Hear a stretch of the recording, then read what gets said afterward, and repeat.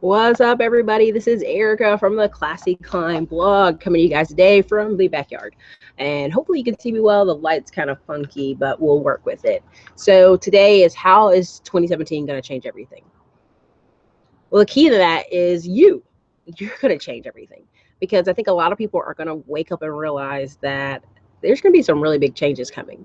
I think you're starting to see something we talked about years ago. Talked about the stores closing. Pretty sure I talked about this in 2012, 2013, and posting it on my blog and different places that all these stores were going to close, all these things were going to happen. And a lot of people that were you know, entrepreneurship and, oh, that's for young people, or, oh, I got a great company I work for.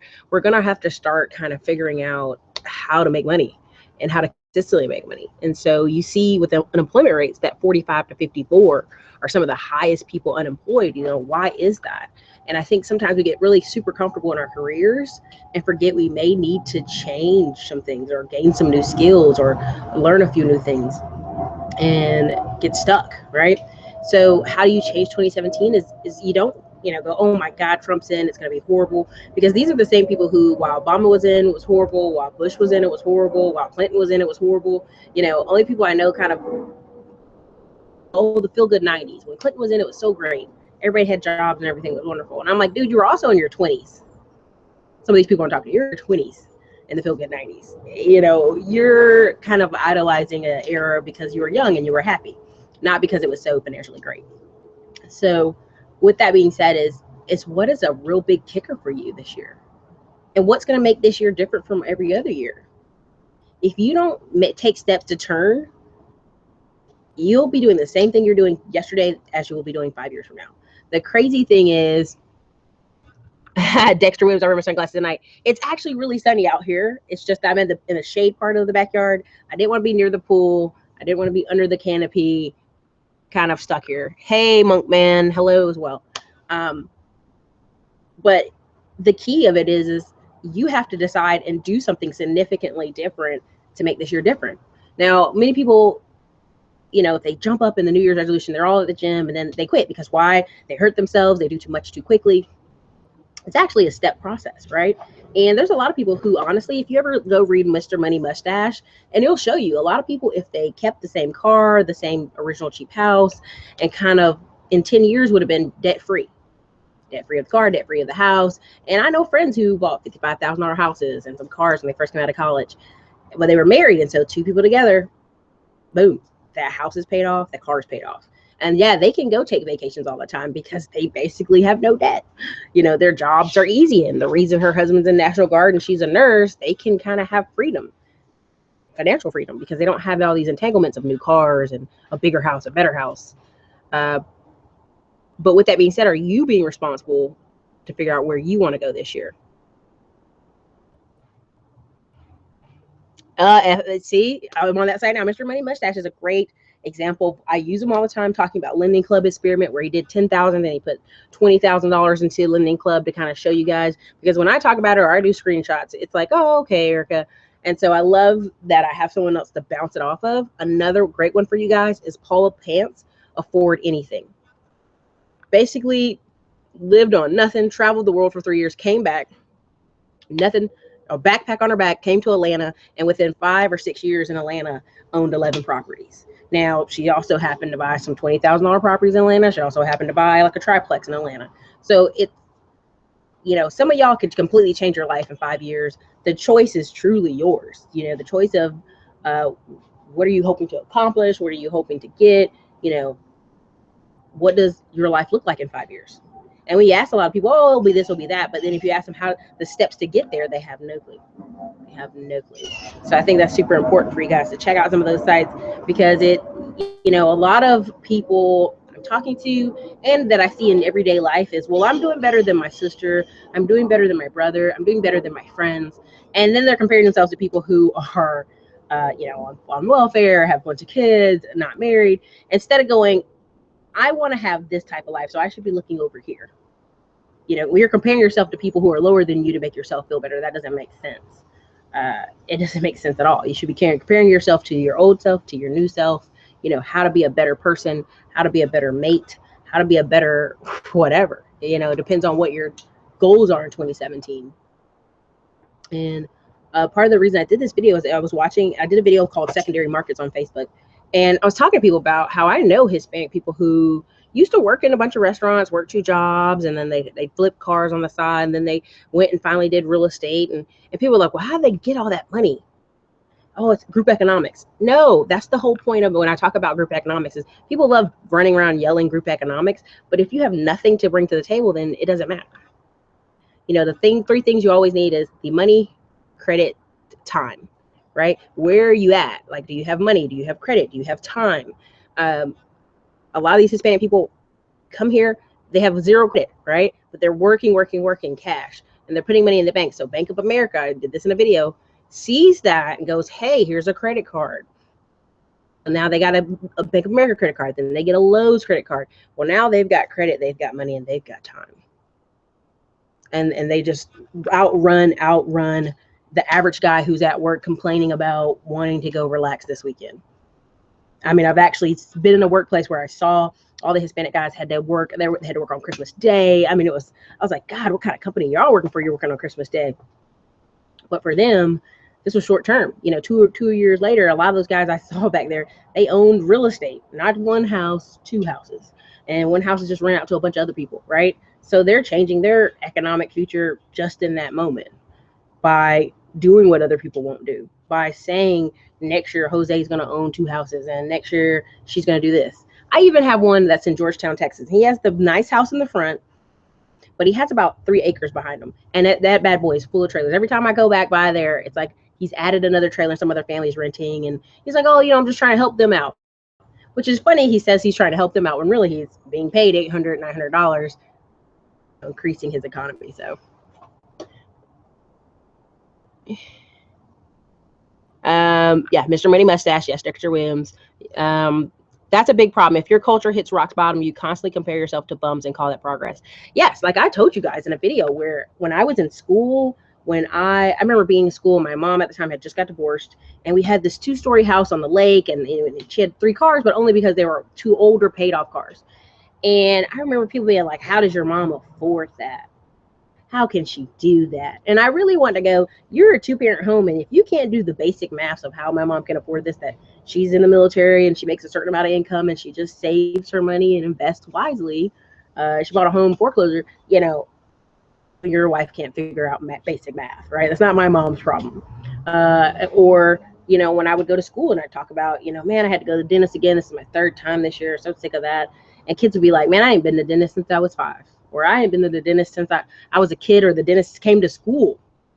There are literally people in this country who they don't go to eye appointments. They don't go to dentist appointments. You know, I remember going to, I think it was Bojangles to get lunch, and their manager's teeth was up, their cashier's teeth were, and I thought to myself, well, shit, you're working, put some money to the healthcare plan that you guys have for your teeth and go get your teeth fixed, because they're paramount. You know, you're not going to be able to leave that fast food job with teeth like that. And people think I'm being over the top, but I remember working for a boss in an apartment complex. He did not want to hire a girl because she was too overweight. He didn't want to hire this other girl because she was this or that. People are judging you in some of these higher level careers that may be $12 to $15 an hour, and you're the face of the front desk, by how you look.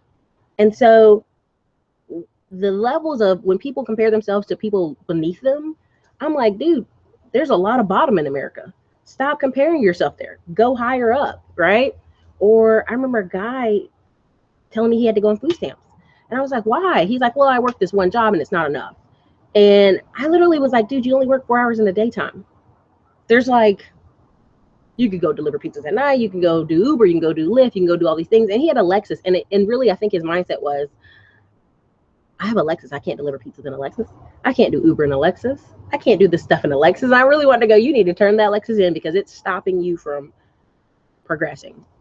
You're basically in poverty with a Lexus and going to go get food stamps with a Lexus instead of saying, I need to do something different, or I need to hustle up to improve my situation. So, I mean, that's, or as a kid growing up saying, my family has a business, or this person has a business, this person has a business, and kids looking at me like I was crazy. Like, how does your family have businesses? That's crazy. But that's the thing. Your bottom is so low. If everybody in your family just works at fast food or works somewhere basic, and then you try to go to college or you try to do something different, yeah, they do look like you're being uppity. I remember going to college with girls whose parents were living in the trailer park and not really taking care of themselves. And I remember the girl saying that she had a student refund check, but she couldn't tell her parents because she knew they were going to ask her for the money. And it was like, at the time, it was the saddest thing I've ever heard in my whole life. Like you got $2,000 to help you through school, but she was working as a waitress because she knew I can't ask my parents for any money, and if I even tell them I got this $2,000, they're gonna ask me for it. So I remember her buying a little car, a Honda or something like that, a nice Honda, and like she was a part of that group of people I was telling you guys in another video that we went to a class and the professor said, listen, if you guys go to this other class that I can never fill it up with students, I will teach you how to do stocks, I will teach you how to buy homes, I will teach you how to do just about everything, because it was a higher level personal finance class. And those girls signed up, and those girls end up owning, those same girls whose parents lived in the trailer park, didn't do well, you would have begged them for money. They were owning a duplex in college their last year. And then the next year they went to Raleigh and bought another place. But I mean, the changes that have to be made means you have to be uncomfortable. You have to go, this is uncomfortable and I want to be over there. You can't have both. You can't have a year where all your problems go away and everything is smooth and everything is super comfortable and there's no problems, and have massive growth. They don't coincide. They don't overlap, is what I'm saying. Like, you have to have a growth year and then next year is smooth as pancakes, right? And I think that's the problem in America. We have a lot of people who won't take the pain year. They won't take a little suffering. They won't take a little push.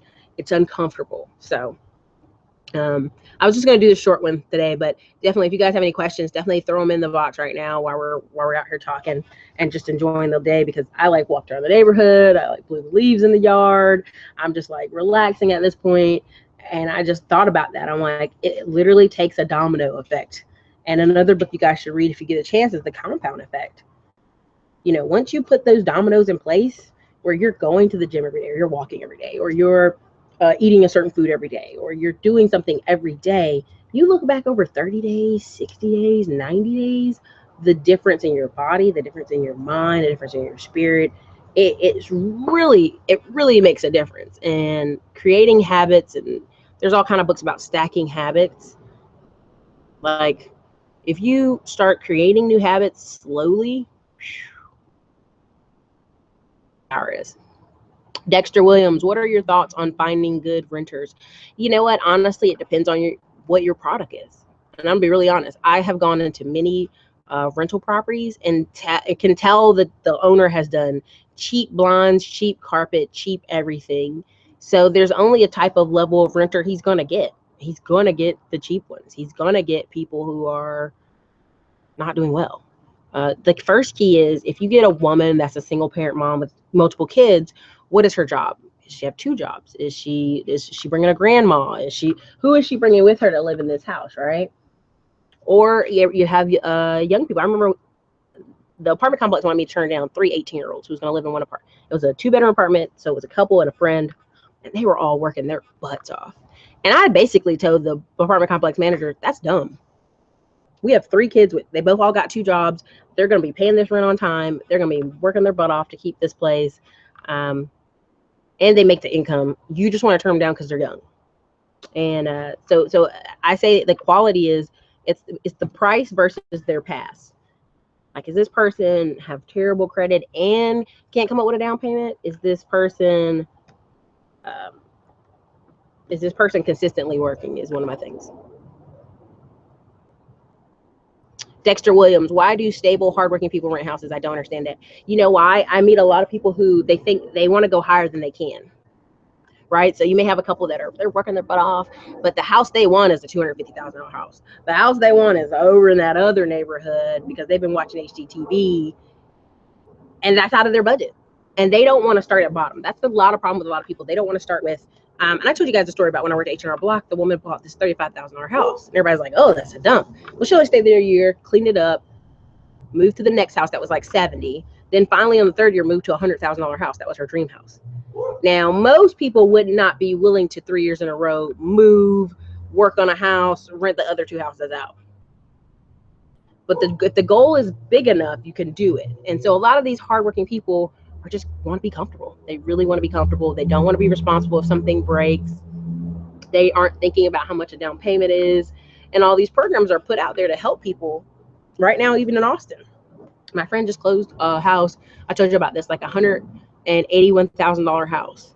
And all the woman had to bring to closing was $800 because the builders of the place were trying so hard to close our have every house bought out, every single house, right? Like they wanted every single house done. And in order to do that, they had to put incentives out. So, I mean, I just think a lot of stable, hardworking people are wanting some comfort. They just want some comfort. Sister, hello. I think that's a hug. I think, yeah. Thank you. I appreciate it. But yeah, any other questions? Definitely put them out there if you have any other questions before I jet out. No problem. Great answer, says Dexter Williams. No problem. And it's also too of pushing past your comfort zone. I know a lot of people say, well, nobody in my family owns a house. We all rent. Oh, okay. That's fine.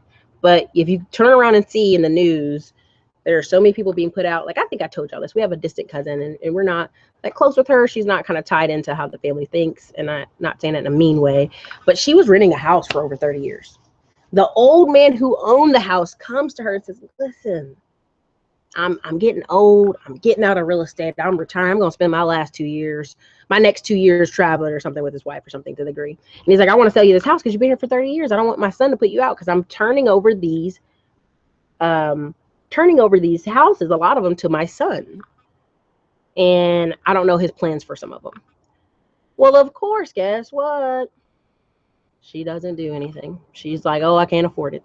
And doesn't ask anybody to help her. And doesn't ask anybody to, hey, the old man was going to sell to her for like 30 grand. Now, she's been living there almost 30 years, if I'm not correct. Yeah, she's been living there almost 30 years. And I mean, literally, she paid for the house already, if you're really honest, 2, 3, 4, 5 times over. And so she says, no, I don't have it. Doesn't talk to us about it. Doesn't talk with her bank. Just kind of goes, no, I don't have 30 grand to give you offhand. And this man probably thinks you should have something. You're in your retirement years. And of course, her son takes it over, literally puts her out next 60, 90 days, and turns around, cleans the house up a whole bunch, and turns around and rents it out for way higher than she was paying. I mean, the old man was giving her a deal forever. Like, I think she was paying maybe $500 for this house for a long time. I mean, it was just, it was. And that it is a sad story. It is ridiculous because there were people in the family who could help her. There are people who could have been like, hey, many different things. So Dexter Williams, very intimidating. That's a sad story. Sister, I see that. I want to learn how to say that, her title name right, but it's like Ma you? I don't know. So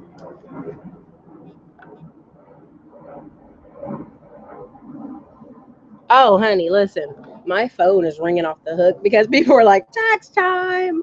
And I think that's hilarious, but I'm glad you're thinking that way, that I have a lump sum of money that it needs to go somewhere. It needs to be productive. It needs to work for me.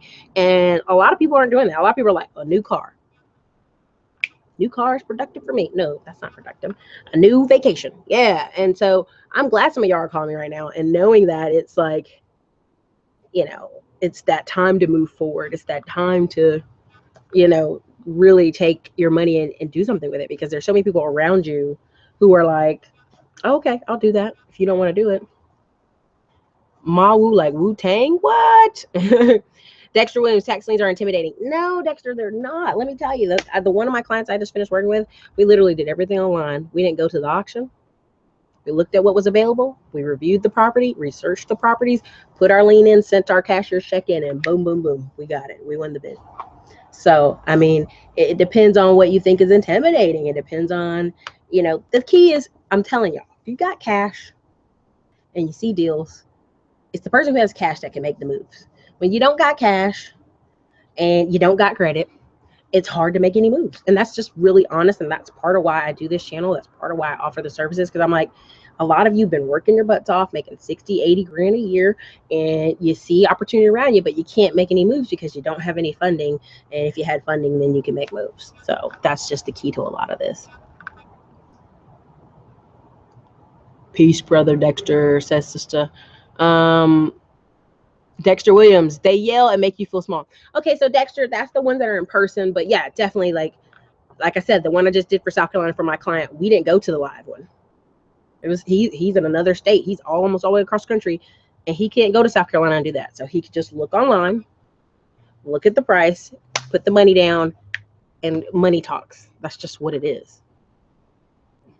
Jermaine Brinkley, what's happening? Let's get that money 2017. I mean, that's really what it's about. Like, you're going to start seeing, and I know people think this is harsh, you're going to start seeing more poverty. Like, you're going to see a lot of wealth. You're going to see the houses, the cars, the wealth. You're going to see nice stuff on TV and Instagram. You're going to see it.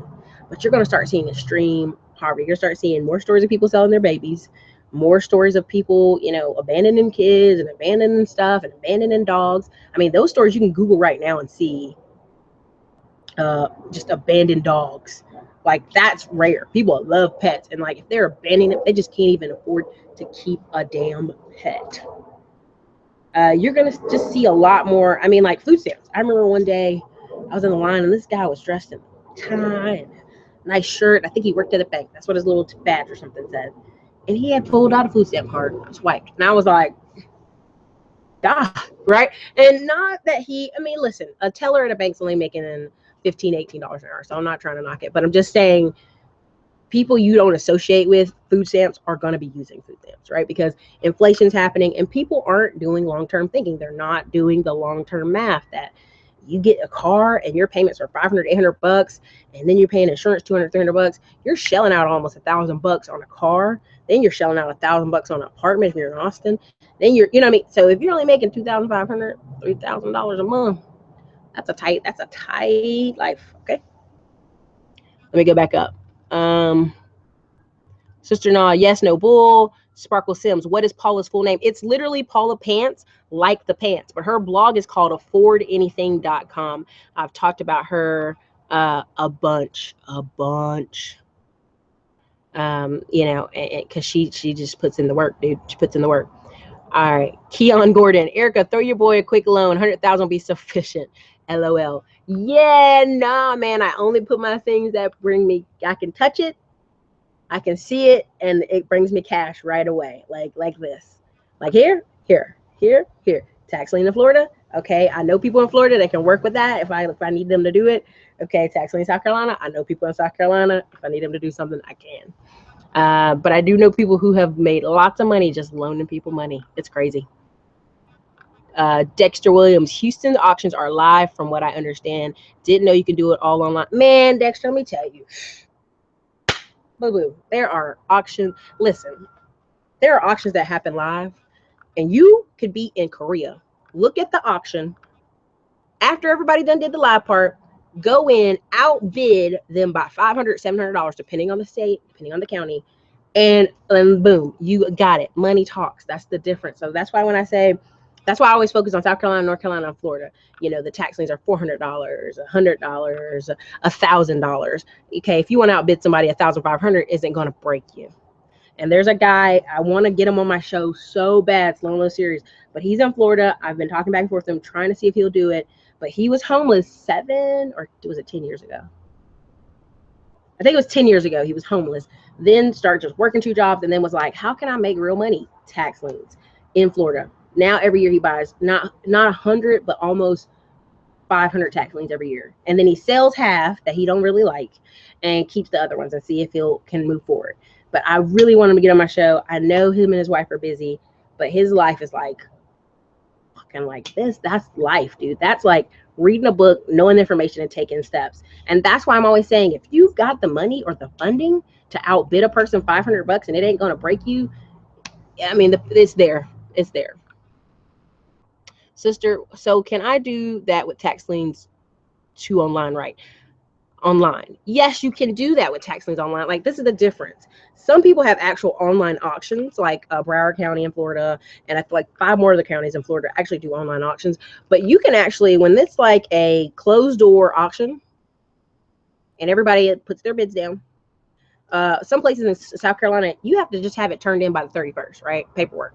So let's say 50 people mail in they bids, and you are the biggest bidder. You get the bid, but you have to send in cash. A lot of people are scared to part with that cash. So if you're going to say this tax lien is $1,000, I'm going to mail in $1,500 cashier check, whether I get it or not, right? So they get it. If you don't win, then they just get you, redo your check so it has your name on it, and send it back to you. That's all. A lot of people get scared of that ideal of they might not win, and now they got to wait on that money to come back. That's where you're held up. You don't make enough, and not that you just don't make enough. You need to have funding, and that's where I always talk about credit, because there's a lot of people around us, white, Asian, Latino, who have never worked jobs they didn't want to, have been having a lot of free time because they had credit and used it wisely. So, sister, yeah, LOL, yeah, Keon, yes, exactly, Dexter Williams, LOL. Sister, okay, Erica, thank you. Keon Gordon, what is a good time to consult and plan on tax lien in South Carolina? I like to try it out. So, Keon, it just depends on the county, but mostly, that's why I was telling you guys I did all those series of videos. December was like golden time. Why? Because South Carolina has a 95 to 98% repay rate, where people really would like to keep their house, and the taxes are so low, they pay the bill. They pay the 3%, they pay the 6%, they pay the 9%, if that's whatever it is.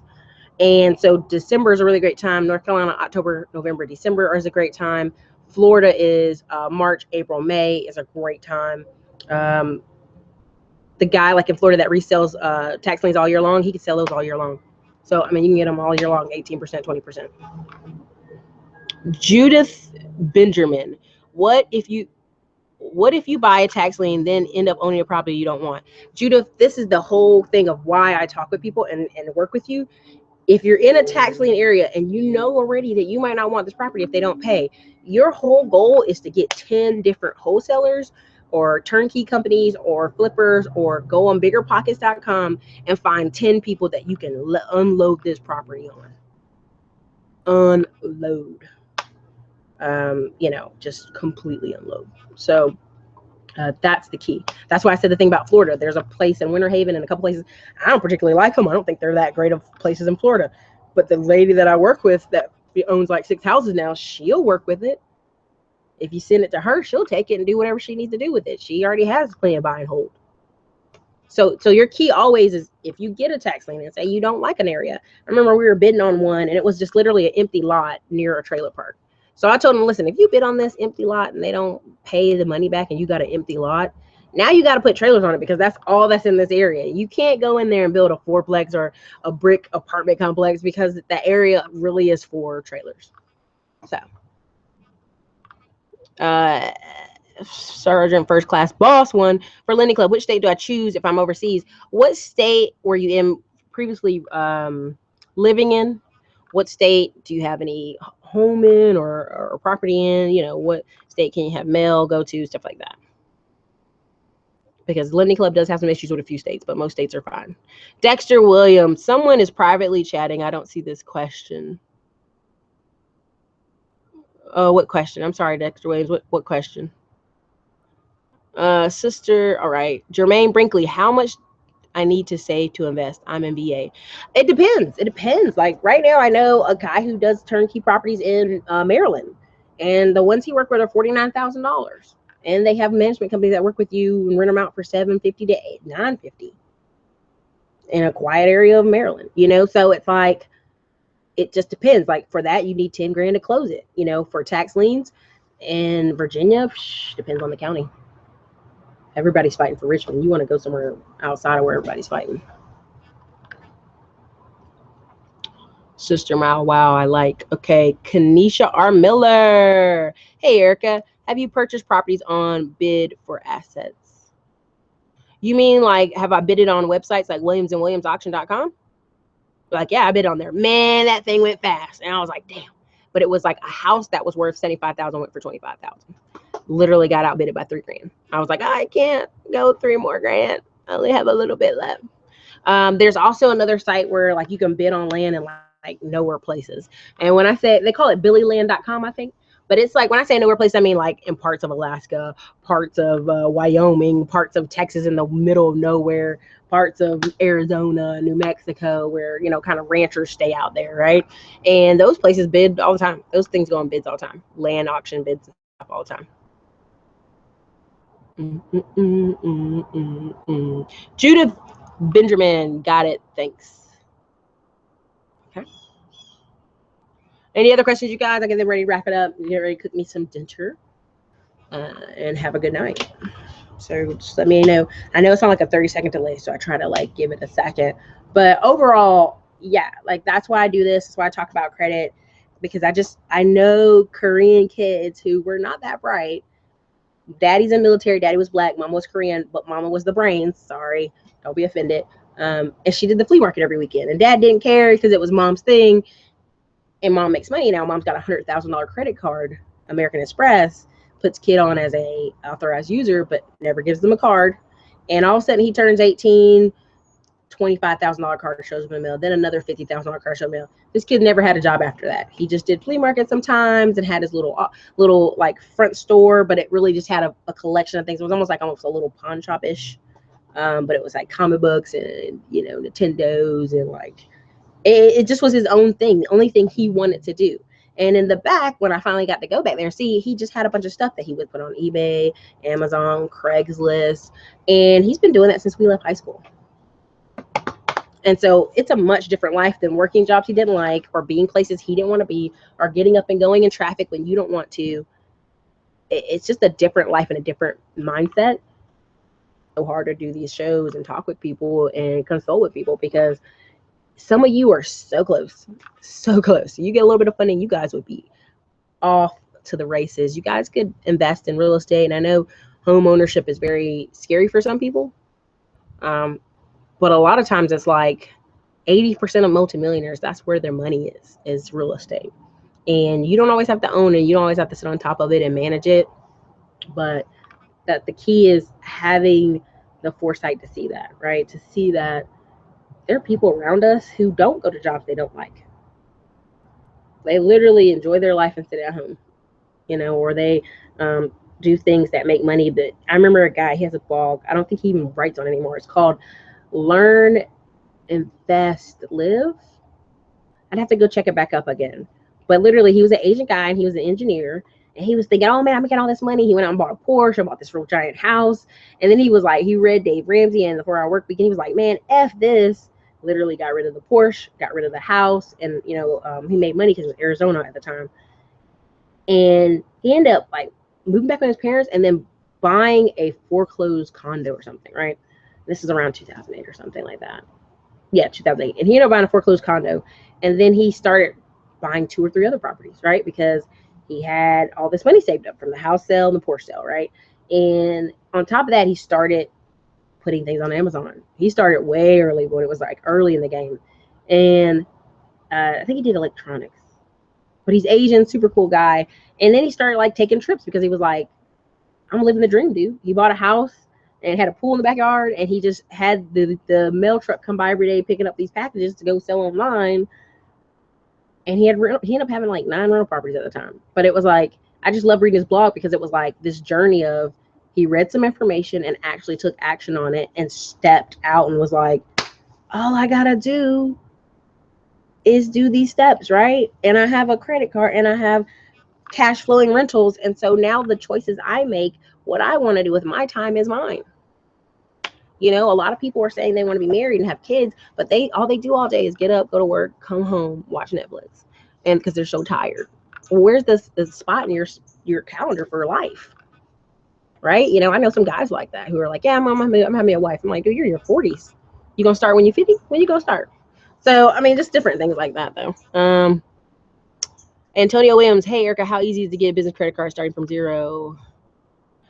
I got here late. If you already touched on that, I just need 30,000 credit. Okay, Antonio Williams, why do you need 30,000 in credit? Where are you trying to go with that? What are you trying to do with it? I mean, like I said, I helped a client. I actually don't want to help him anymore, but one of my clients, I got him a $74,000 credit card. he went and spent 20 grand on a vacation, him and his wife and kids, and like for like at least 2 months going on different little trips and vacations, and then was like, oh, I'm ready to use these funds right. And I'm like, dude, like you kind of done put us in a crunch. Like, we're trying to get this duplex. Well, it was a fourplex actually, and it was in Georgia, Marietta, Georgia. Is it Marietta, Georgia? I might have to look it up. But the point of the story is, yeah, a lot of you are like, yeah, I need 30 grand. Well, what? Okay, for what? For why? What are you trying to do? What are you trying to invest? You probably easier off getting a business line of credit. There's so many different reasons that a lot of you are close, but you probably just pay for a consult with me and like we'll talk it out, because I can't answer in depth, what step by step to do here on a video, right? Jermaine Brinkley, there's a duplex in Portsmouth, VA for 48,000. That's beat up. Is that good? I don't know. Put the link in the, put the link out here. Let us see. Let us see what it looks like. What's the cash flow? Is it a Section 8 area? Because Section 8 is doing some cuts this year, so be careful. Who's your tenant? What's that region? Because see, 48,000, and you can keep both sides rented out for 700 on both sides. Yeah, your mortgage might only be $300.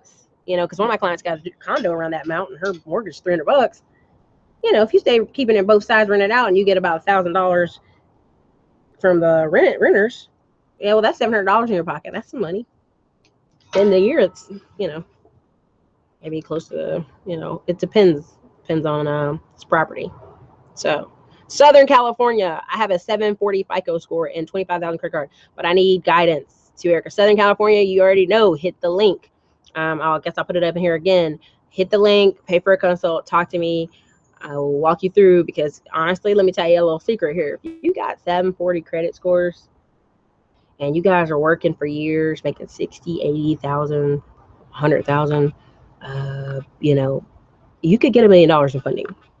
But it ain't like what you think it is. It's not easy. It's not like, oops, I just signed the paper and I got $1 million. It will be some steps to it. It'd have to be having properties, and like depending on the bank, and like there's just multiple ways that, that's why I try to make a big deal about, if you have a way for you to, okay, I've got the credit. This is what I'm purchasing, my product or service, and this is how I'm going to make the money.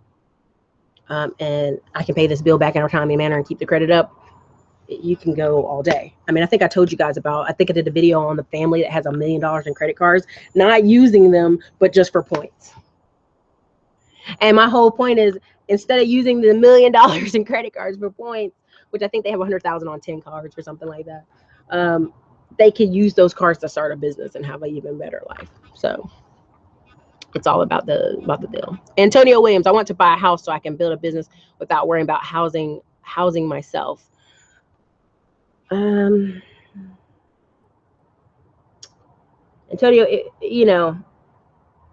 honestly, if this is a thing, I'm a realtor, I'm saying it in a way, but not in a way. If you have a job right now and you've been working there for a while, and you get approved for a mortgage, a really low one, like I told you about the girl who watches the channel, who's in Houston or whatever, and her mortgage is 347, that's a win, dude.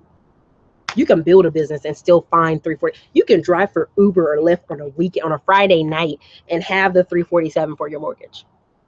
But a lot of people, what they do is they get out of order. They quit the job, start the business, and then now to try to get approved for the house, it's like too much work. Like it's easier if you do these steps in a certain way, get in the house, then quit the job, and then you can do what you want. D-Bloke still alive. D-Bloke, I'm about to go because I need to cook dinner. And man, I'm incredibly late. But look, I'll put the link here below. Let me see if I can do it.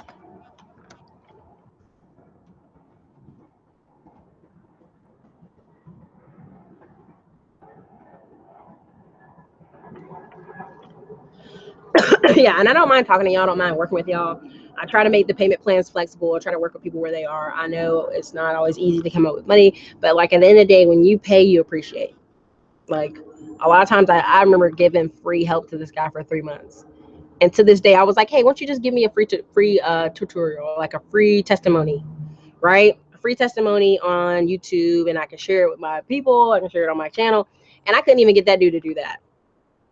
and I ended up getting the guy like 30 grand in credit cards. So, and that was for free. And so that's why I've completely changed my structure, and I don't do free work. I don't do free anymore because people don't value it, people don't appreciate it, and people aren't thankful. So I just quit doing any kind of free, right? So it's part of like this videos are how I do my free. Basically, it's how I just give out information, and some of you will act on it, some of you won't. So but definitely, if you're in the right mindset, this sounds elitist or crazy, but when you actually start getting deep into doing business daily, like going, like today I took a break, but yesterday I'm walking, I'm putting out ads for painting.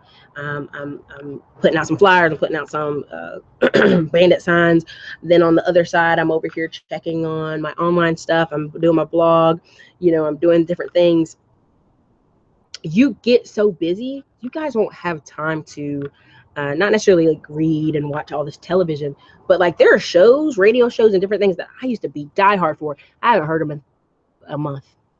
And I say a month because I actually did the Dr. Boyce Watkins channel, and I did an interview with Dr. Dre and Andre Hatchett, and the phone has rang off the hook every day. And I appreciate every single person who's called. I appreciate every single person who's paid, and I respect that. And trust me, I respect any of you who need a moment to pay, or you need a month, or you need some time. I respect that because you're making a commitment to yourself and a commitment to me, right?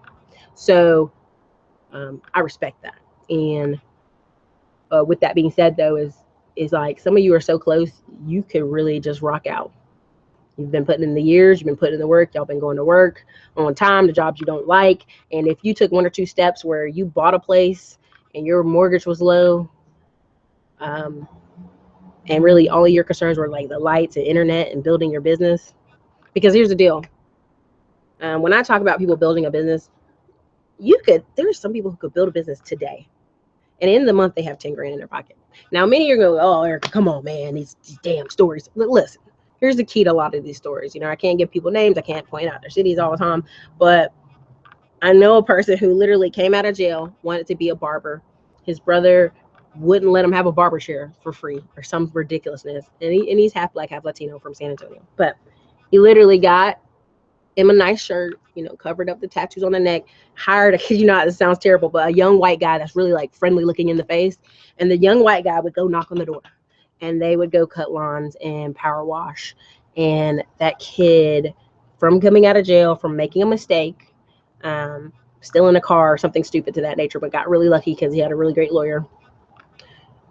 I think he made 75,000.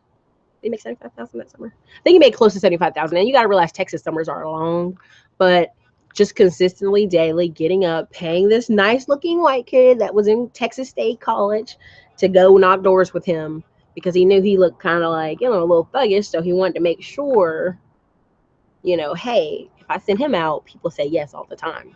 So send that kid a door, knocking the door, and power washing and having a little swipe and a little iPad. That kid made 75,000, and now I think did he buy a house yet? He bought a little $40,000 property to rent out in San Antonio. So I mean, it just depends. But when I say build a business, what can you do that brings in cash daily for that business? Who can you call? Who can you sell to? Who's your client? If it's an online business, dude, sometimes online businesses, you could work regular jobs and then spend an hour to 3 hours every afternoon building it. So it just depends. Let me see. Where are we here? D-Bloke agreed. Nobody values free stuff. They don't. They really don't. It's like, I'll tell y'all right now, I made free courses on every site I have. Just to, and just gave away free stuff. And I can see, which y'all don't realize this, but I can see on Think of how much y'all watched of the course. And of all my free courses, people do 50%, 20%. Of all the paid courses, people do 100% of that course, or they do 90% of the course. And that's the funny part, because it's like, I gave you something free, you won't even finish watching the videos or applying the tactics. So I know what I'm talking about on that part. Free Kanye West. Payment forces commitment and is a show of value appreciation. Free is never a good idea. It only attracts tire kickers. Very, very, very true. .com show. I need to know what to do with my tax return. Real talk. .com show. I put the link up in there. hit the link, call me, talk to me. It just depends on how much tax return you got, because I'm telling you, I worked at H&R Block and saw $6,000, $8,000, $10,000 checks go out of that bad boy. And I would look at them people and I wanted to go, dude, let me help you, because you are just fucking it up. And I would see moms with 4 kids, and she would literally say, well, I'm going to take them to Disneyland this year because they deserve it.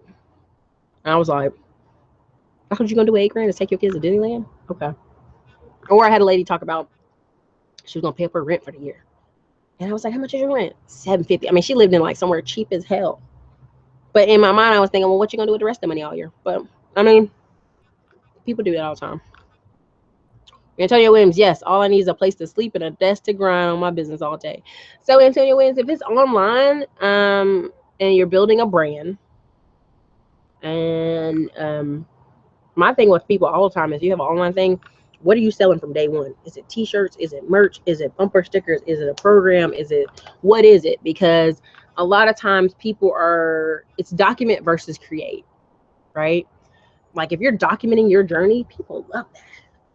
Do you know fitness channels, of all the fitness channels, the most popular fitness channels are people who are fat and go in and through the process. They're the most popular because people are seeing a person change before their eyes and seeing a person continue when most people would give up. So if you're documenting the journey of I quit my job and I started this blog from day one, people love that shit. People love that. But if you don't have products or services to sell from day one, Antonio, I would keep my options open. Now, I don't necessarily mean job. I can mean Uber, I can mean Lyft, I can mean Instacart, I can mean something that I put 4 hours to a day so that I have income coming in while I wait on this business to blow up. Because a lot of people are getting these credit cards, and I know them on YouTube who are doing fitness channels. And while they're trying to blow up the fitness channel, it's like tight for them, because what they're doing is they're using all the credit that they could use across the year. They're using it real hard in January through March, because that's when people are really big in fitness channels. And what they're doing is they're waiting for that sponsors to roll in. They're waiting for people to sign them for t-shirts and free stuff and free merch and free those protein shakes and all that other stuff. And so sorry, my phone had rang, but yeah, so I'll put it that way. Like, it just depends. Keep your daily income. I always tell people, if you can keep it rolling between $100 and $200 a day coming in, you should be fine. The keyword is should, because some people have high expenses. But all right, I've been dragging on all day. You guys, hit the link. You want to talk to me? Let's chat it out. You guys have a great day. How do you make 2017 different? How do you change it? Because inflation's going higher. Trump's gonna have some policy changes. You can see different people in extreme poverty. You make the difference. You change it. You make it work. So later, you guys.